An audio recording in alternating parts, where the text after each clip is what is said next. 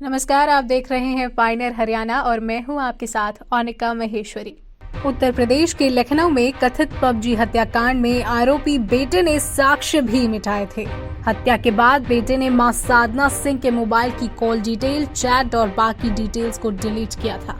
खास बात यह है कि ये कोशिश खुद को बचाने के लिए नहीं, बल्कि इस मामले में कत्ल का इशारा करने वाले को परिवार के सदस्य को बचाने के लिए की गई थी। ऐसा इसलिए भी क्योंकि यही एक तरीका था जिससे पुलिस परिवार के उस सदस्य तक ना पहुंच पाते। दरअसल 7 जून की रात पुलिस ने साधना के शव को घर से निकालने के साथ उनके मोबाइल फोन को भी कब्जे में लिया था।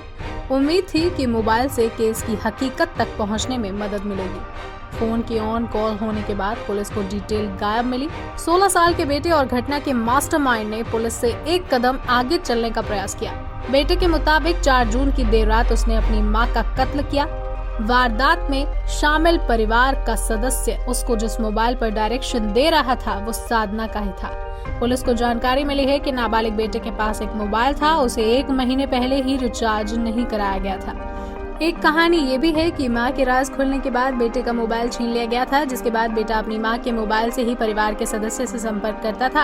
आशंका जताई जा रही है कि साधना की हत्या की साजिश रचने वाला परिवार का सदस्य आरोपी बेटे से व्हाट्सएप कॉल पर बात कर रहा था। उसे पता था कि इस कॉल की डिटेल नहीं मिल सकती है।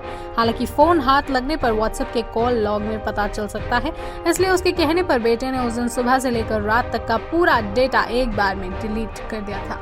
बेटे ने हत्या करने के बाद साधना के मोबाइल की 4 जून की सुबह से देर रात 3 बजे तक सभी कॉल डिटेल डिलीट की थी। ध्यान रखा गया कि चैट और वीडियो कॉल भी हटाए गए। वहीं पुलिस के मुताबिक साधना की कॉल डिटेल रिपोर्ट CDR में भी 4 जून को बहुत कम नंबरों पर बातचीत हुई। जिन नंबरों पर बात हुई है उसमें ज्यादातर परिवार के लोगों के ही नंबर हैं। यानी बेटे ने जिसके इशारे पर घटना को अंजाम दिया वो परिवार का ही सदस्य था। वो उसे सबूत मिटाने के भी डायरेक्शन दे रहा था।